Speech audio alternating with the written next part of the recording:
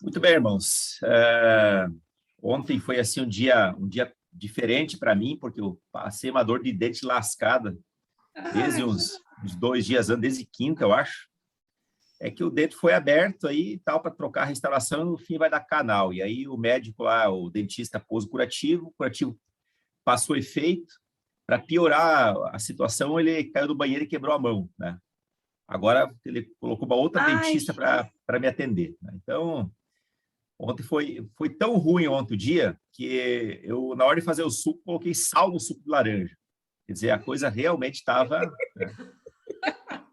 É que homem, as mulheres não entendem, mas o homem, quando tem dor, sofre muito, né? Sofre demais, sofre muito mais que mulher. Manca, põe sal no que não deve, e assim vai.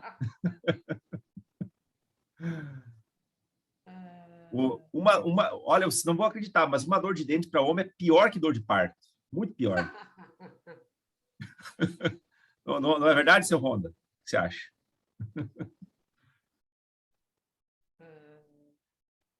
Mas tá bom. Tá Eu não bom. sei, pastor, eu nunca tive dor de parto. Não, mas já teve dor de dente, né? Deve ter tido, né? Então, mas não consigo comparar, porque só tive dor de dente, Não.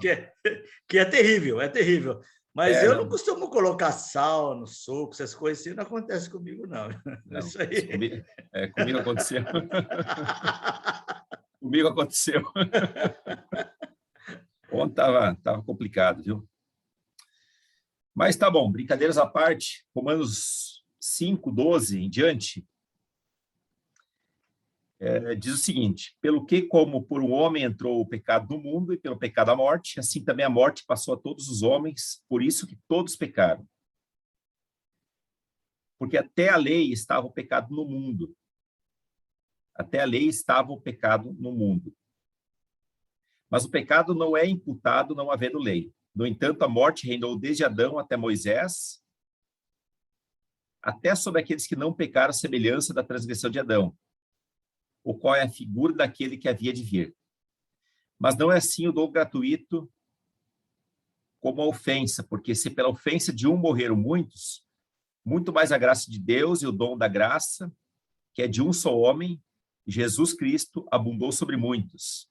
E não foi assim o dom como a ofensa, por um só que pecou, porque o juízo veio de uma só ofensa, na verdade, para a condenação, mas o dom gratuito veio de muitas ofensas para a justificação. Porque se pela ofensa de um só a morte reinou por esse, muito mais os que receberam a abundância da graça e do dom da justiça reinarão em vida por um só, Jesus Cristo. Eu acabei aqui usando a versão revista e corrigida, eu estava lendo ontem, e eu acabei de esquecer de trocar aqui no aplicativo, mas não tem problema, a gente vai relendo novamente. Esse texto aqui provavelmente é um dos mais difíceis, já passamos por vários textos complicados, mas esse é um texto difícil, bastante complicado, porque ele vai falar sobre tipologia, ele vai fazer comparação entre Adão e Cristo, e ele é um texto que, principalmente, ele deixa o pessoal da teologia liberal muito, muito chateado. O que é a teologia liberal? A teologia liberal é um tipo de teologia criada no século XVIII, XVII, XVIII, XIX, que tentava aproximar o livro sagrado, a Bíblia, com a ciência. E quando fizeram isso, eles tentaram desmistificar tudo aquilo que era milagre para tentar fazer uma aproximação com a ciência. Logo, Adão, a figura de Adão, a personagem de Adão, se tornou uma figura mitológica, não existente, assim como a criação, assim como Caim e Abel, tá? Então, tudo aquilo que tinha um caráter excepcional, miraculoso, diferente, eles acabaram rejeitando. Só que o problema é que Jesus Cristo cita, e o próprio apóstolo Paulo cita Adão como não como um personagem mitológico, mas como um personagem histórico. Adão é um personagem histórico. Ele é o cabeça da humanidade. E ele é o primeiro Cristo, né? Ele é um tipo, ele é como se fosse um protótipo de Cristo. Um protótipo que, obviamente, falhou na sua missão. Aí é enviado Jesus Cristo, como aquele Cristo que, de fato, traria o ser humano de volta para Deus. Tá certo? Esse texto aqui, ele é praticamente um término do discurso de Paulo naquilo que se refere à questão da justificação, para que logo em seguida ele comece a entrar num outro tema bastante interessante, que é a santificação. E, de fato, ele começa o capítulo 5 falando sobre justificação. Ele fala, tendo sido, pois, justificados pela fé, temos paz com Deus por nosso Senhor Jesus Cristo, por meio de quem obtivemos acesso pela fé a essa graça na qual agora estamos firmes e nos gloriamos. Então, esse é um texto que é meio que de interseção entre justificação e depois aquilo que ele vai falar sobre a questão da santificação. E esse texto que a gente vai trabalhar hoje, ele é um texto que faz as comparações entre o que aconteceu com Adão e todo o desenrolar e toda a consequência do pecado de Adão e aquilo que fez o segundo Adão, Cristo, e todo o desenrolar daquilo que fez Cristo. Tudo bem? Vou fazer aqui, então, o compartilhamento da tela. Eu deveria ter ido até o verso 21, porque aí nós completaríamos o texto. Mas eu não sei por qual motivo eu acabei não dando sequência. Também não tem problema, não. Já dá para entender bem. Então, Paulo diz, portanto, da mesma forma como o pecado entrou no mundo por um homem, e pelo pecado a morte, assim também a morte veio a todos os homens, porque todos pecaram. O pecado ele se tornou universal. Então, o apóstolo Paulo, ele faz uma comparação aqui entre o agir vicário. O que é agir vicário? Vicário é uma palavra latina que significa em lugar de alguém. Jesus ele teve uma morte vicária, uma morte em nosso lugar. Então, o agir vicário de Cristo com a gravidade do pecado de Adão. É essa a comparação que Paulo faz aqui. Por essa razão, ele inicia com a palavra portanto. Paulo diz que o pecado entrou no mundo e gerou a morte para todos os homens, pois todos pecaram, todos, sem exceção. Por mais boa que a pessoa seja, por mais ética e moral que ela viva, ela também pecou. Então, na questão do pecado, todos estão dependurados em Adão, e dele são herdeiros. Não significa que uma herança genética necessariamente, mas é uma herança espiritual do pecado de Adão. O mundo não é... Então, o que é interessante aqui é que o mundo não é um aglomerado de pessoas isoladas, mas é um grande corpo onde se vive em simbiose com todos os membros.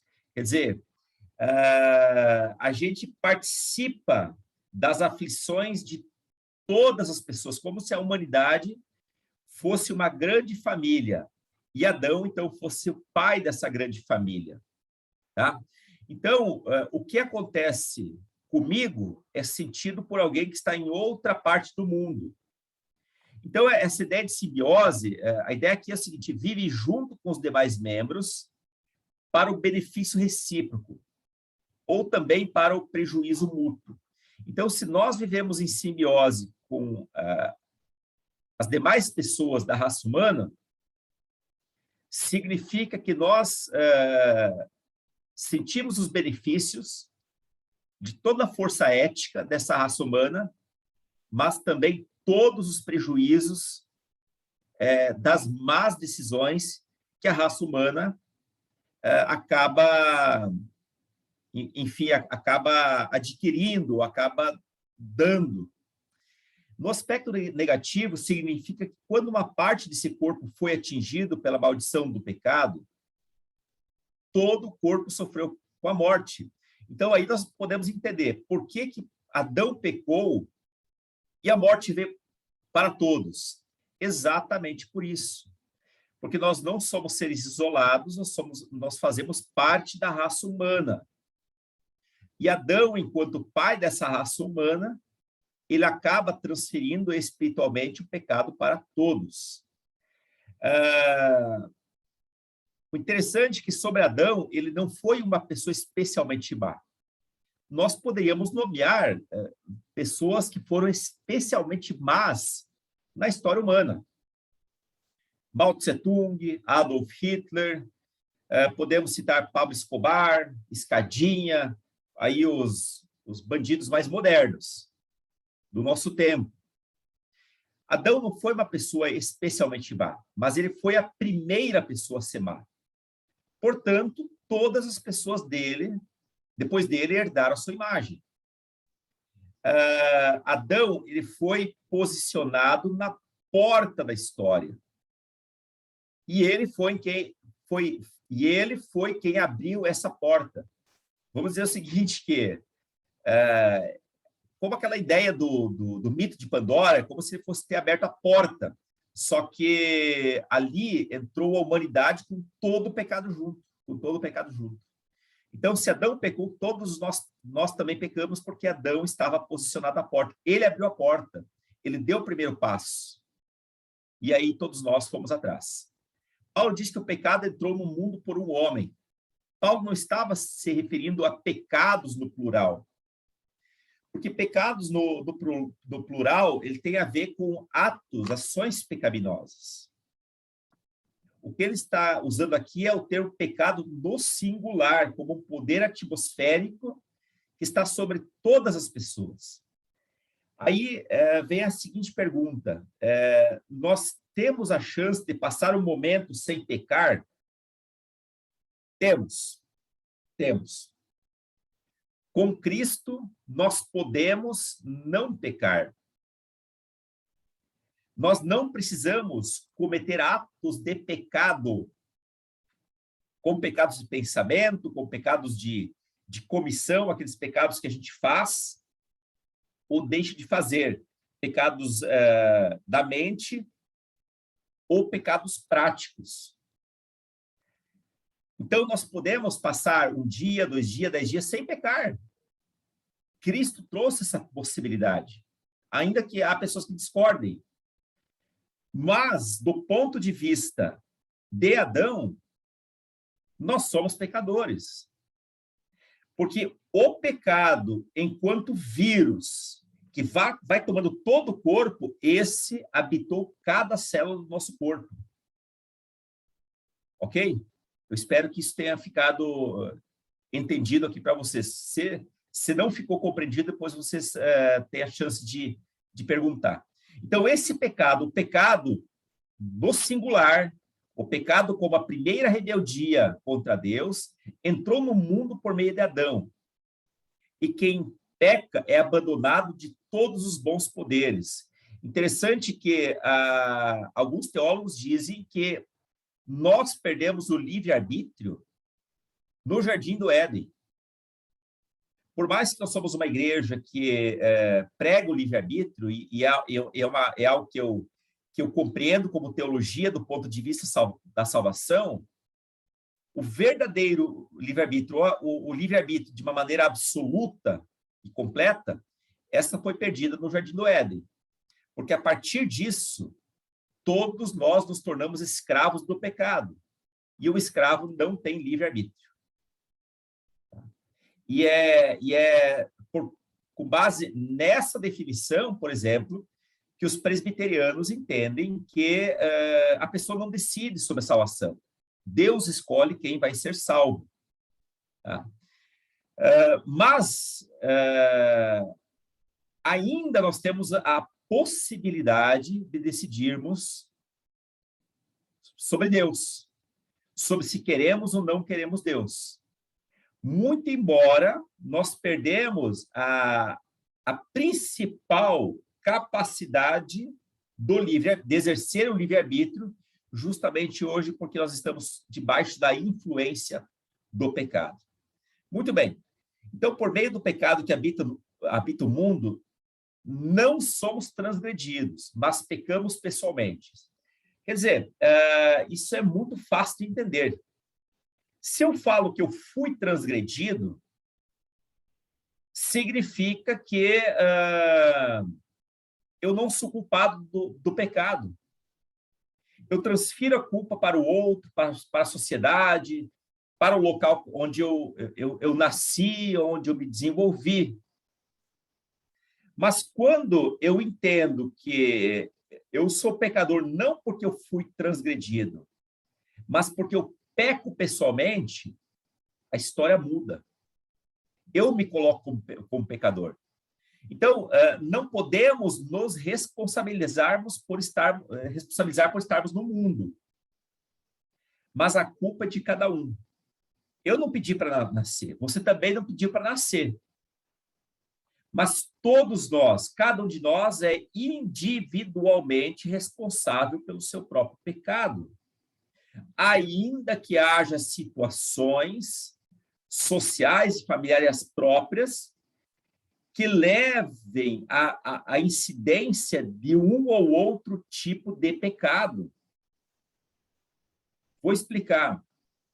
Vamos supor que você nasceu numa família plenamente ética, uma família onde não se admite mentiras, engano, em que os 10 mandamentos eles são levados à risca. Então, dá a impressão ali que não houve nada que transgredisse você, mas ainda assim você é um transgressor da lei. Mas vamos dizer que você nasceu num ambiente em que você foi transgredido, no sentido de que você foi levado a cometer um tipo de pecado que alguém que nasceu numa família plenamente ética não teve acesso ou não cometeu. Por exemplo, tráfico de drogas, aquelas mentiras mais escabrosas,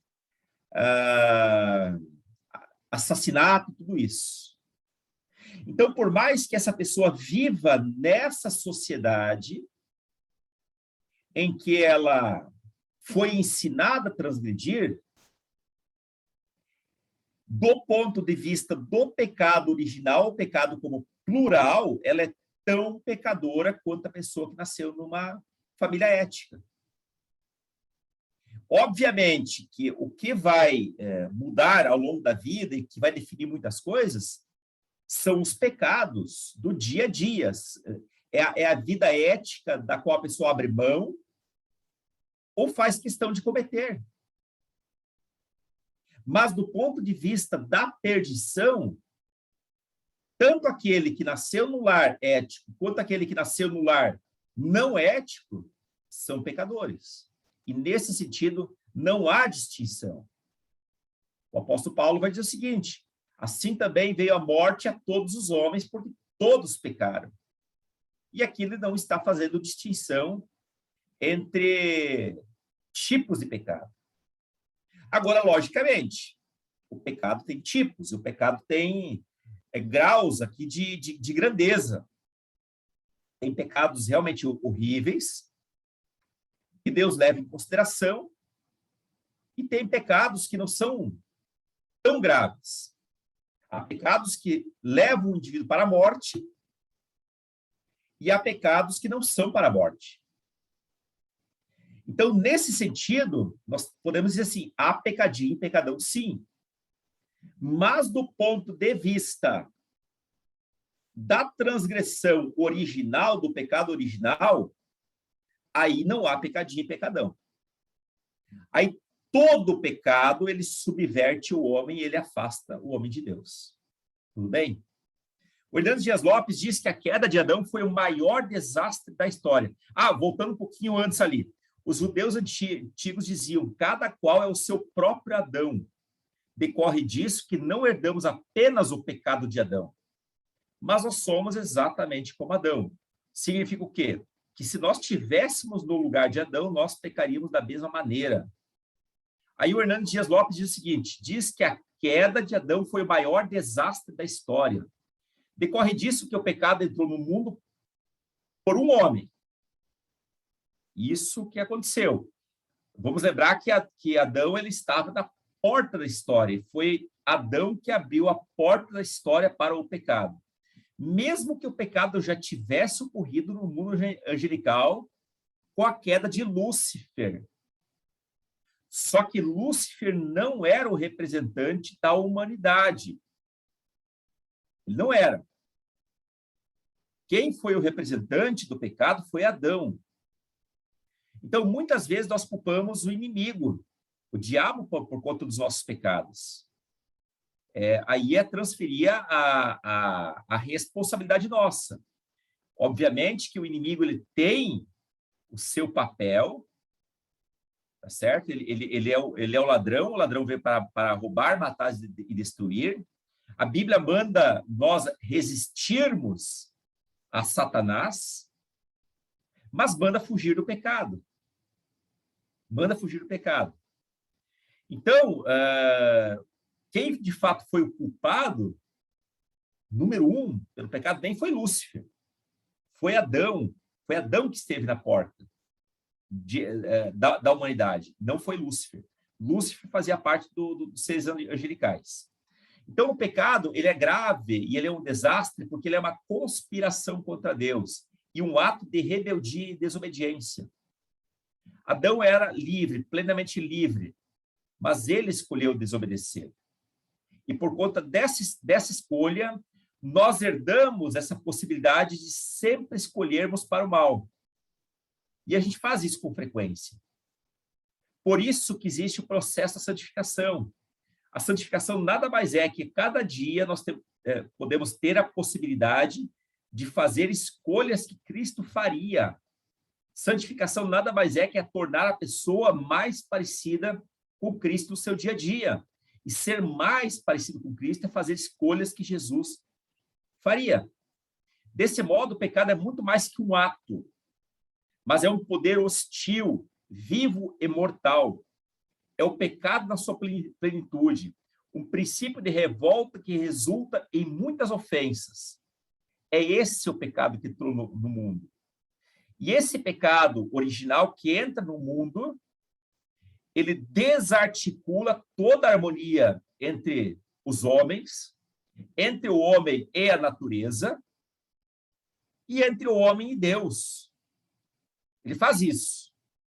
E cada pecado que a gente comete no nosso dia a dia, ainda que em algum dia nós podemos não cometer um pecado, esse pecado do dia a dia que a gente comete, ele é um quebra-cabeça nessa figura maldita que acabou de ser desenhada quando o pecado entrou no mundo.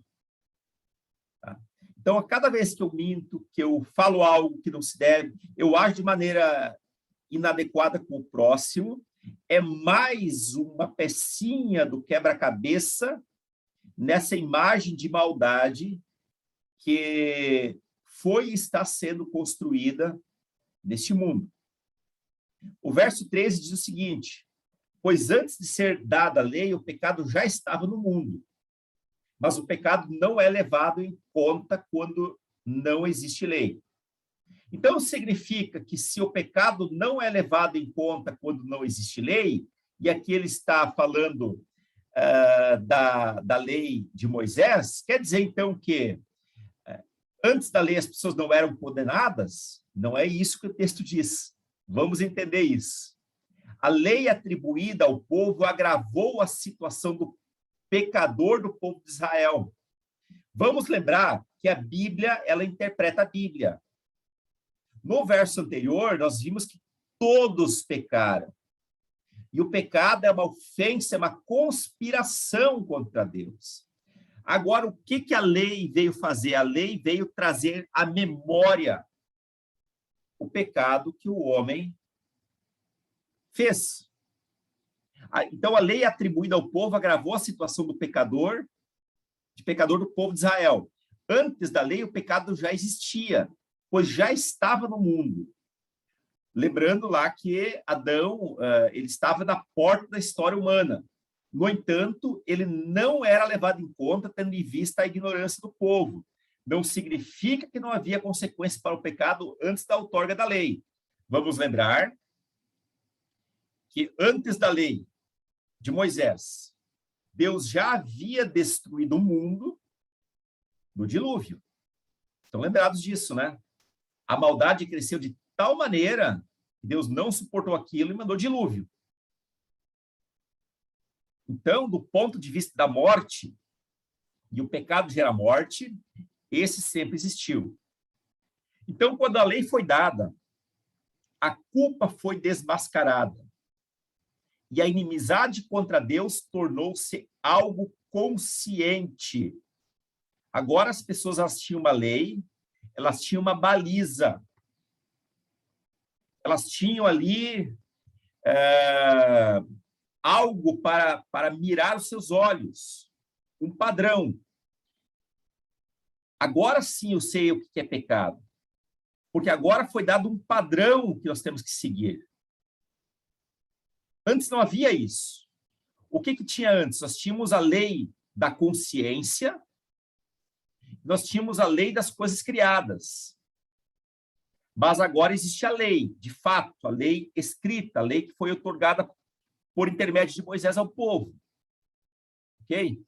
Então, por conta dessa lei, o pecado foi clarificado. Agora, todo mundo sabe o que é pecado e o que não é. Não tem mais desculpa. Então, com a lei, a culpa foi formulada em termos jurídicos. Isso é, o processo legal agora estava em andamento. Hernando Dias Lopes diz que o pecado de Adão impôs o reinado da morte antes da lei. Isso é um fato.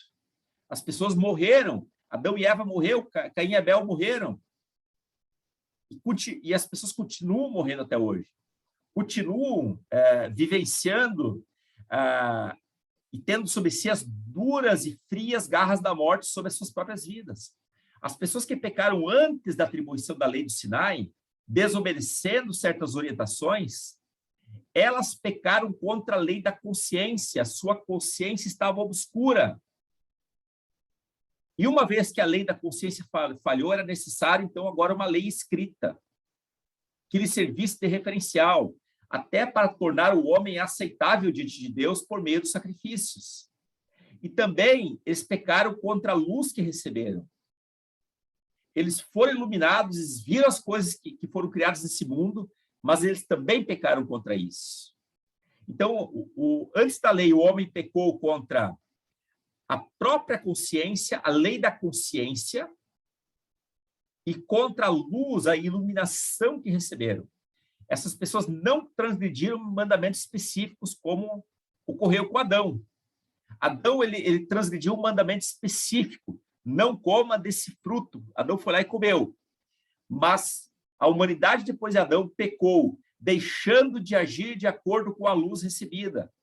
Assim sendo, mesmo que o pecado não é levado em conta, enquanto não há lei, a morte reinou como consequência do pecado, do qual todos se tornaram herdeiros.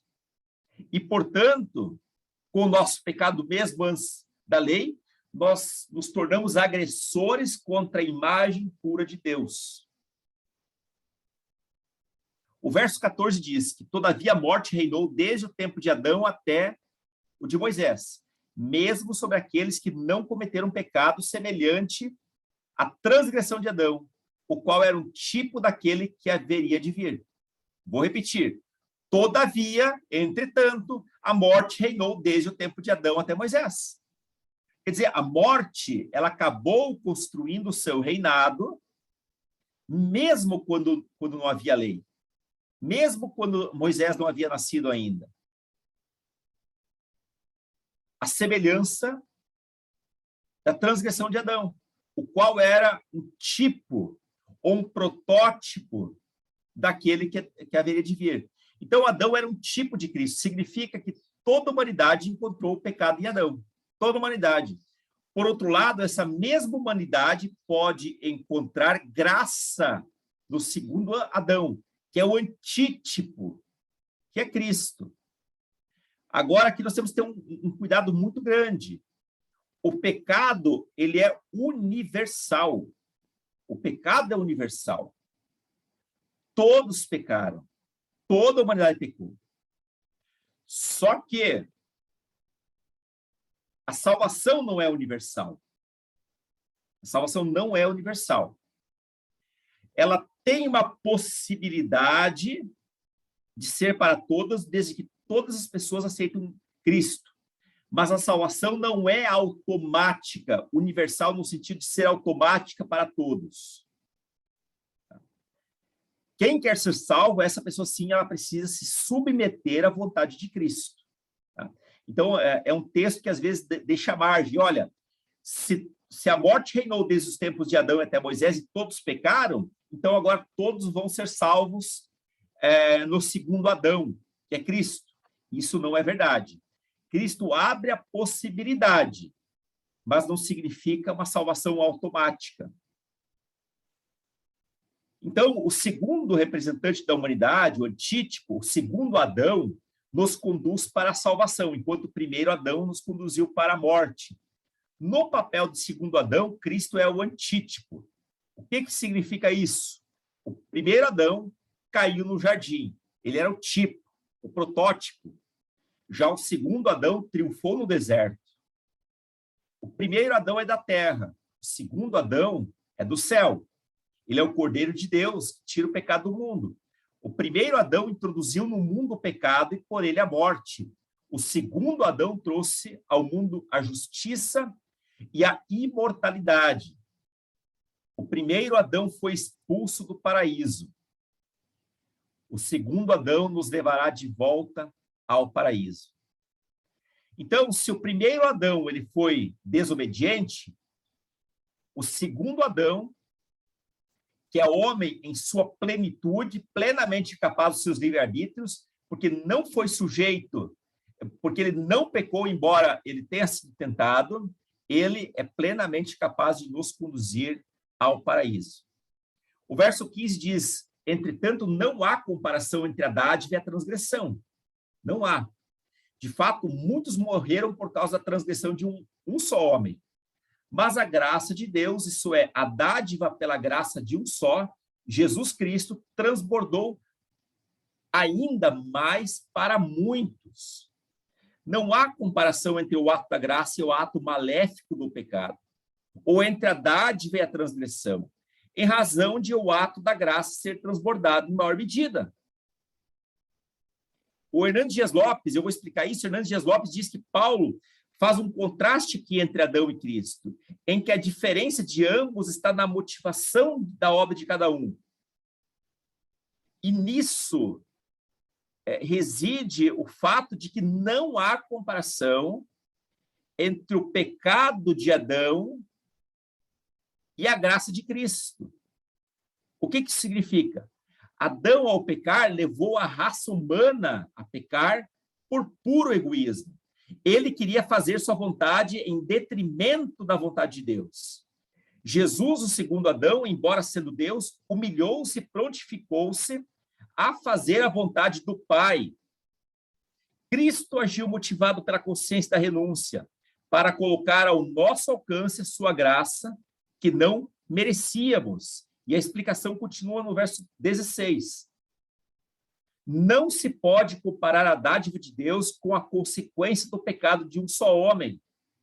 Por um pecado veio o julgamento que trouxe condenação, mas a dádiva decorreu de muitas transgressões e trouxe justificação.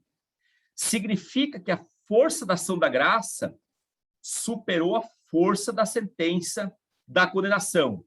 Mas no qual sentido? Ainda não consegui entender. Bom, no caso de Adão, tratava-se somente de um só indivíduo, uma pessoa que pecou.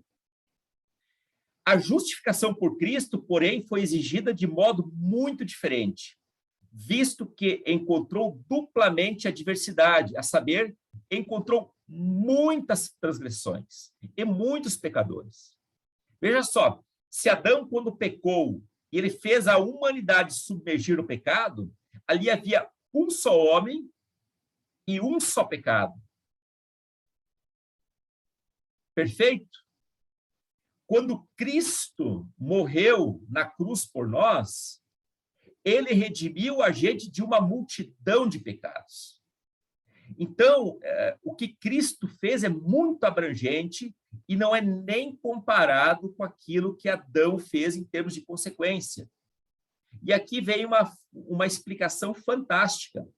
Acender com fósforo uma floresta toda na estiagem do verão é facílimo, em comparação com a tarefa árdua de apagar um incêndio alastrado.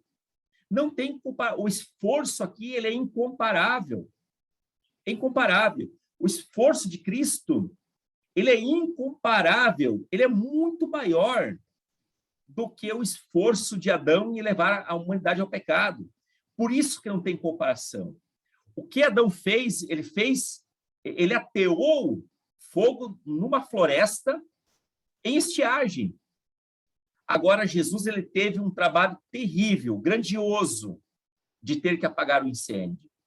Então, o trabalho de um e de outro, ele é incomparável. No bem, Jesus teve de realizar incomparavelmente mais do que Adão fez no mal.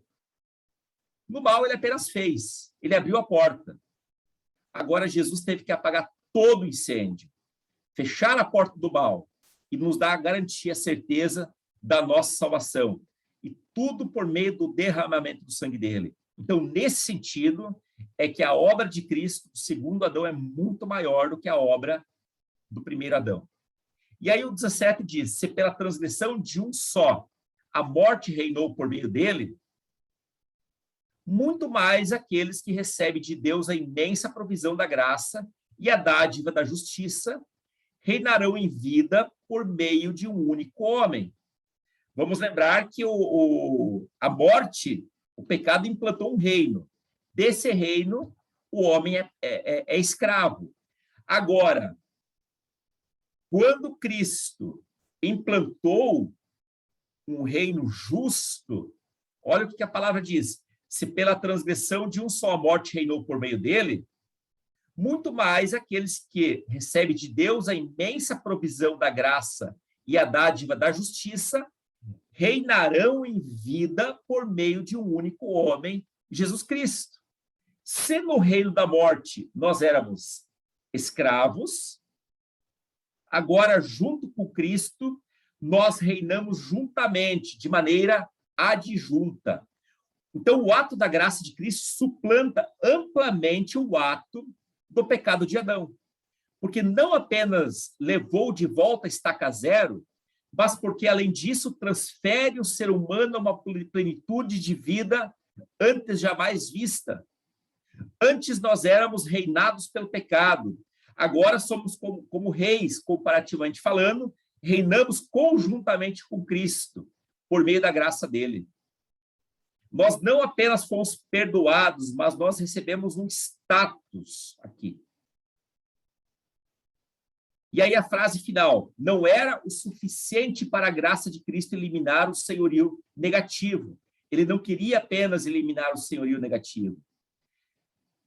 E devolver o ser humano meramente à sua posição inicial anterior, para novamente deixá-lo entregue a si próprio. Por isso, Paulo menciona sobre a dominação da vida, uma vez que o domínio da morte encerrou. Pelo contrário, ele ressalta, eles, ou seja, os salvos, pessoalmente dominarão. Dominarão. Então, o que Cristo faz com a gente não é apenas nos perdoar para nos devolver a um status anterior ao pecado, mas é nos resgatar para nos colocar num status de filiação com Deus, mas co-herdeiros com Cristo, aquele que reina conjuntamente com Cristo, de acordo com o verso 17. Por meio desse texto, nós conseguimos entender um pouquinho mais o significado da morte e da ressurreição de Cristo. Agora, nós vamos dividir em grupo, vamos ter 15 minutos para podermos conversar. E a pergunta primeira é a seguinte: vivemos em simbiose com toda a humanidade. Significa que o pecado, e simbiose é interação, significa que o pecado de Adão é de todos nós. De modo prático, você acredita que pecados cometidos, mesmo que de forma escondida, podem afetar a vida dos outros? Vamos ver essa questão aqui? Vocês podem discutir em grupo. Vamos fazer grupos aqui, acho que dá para fazer uns 3 grupos, vamos ver.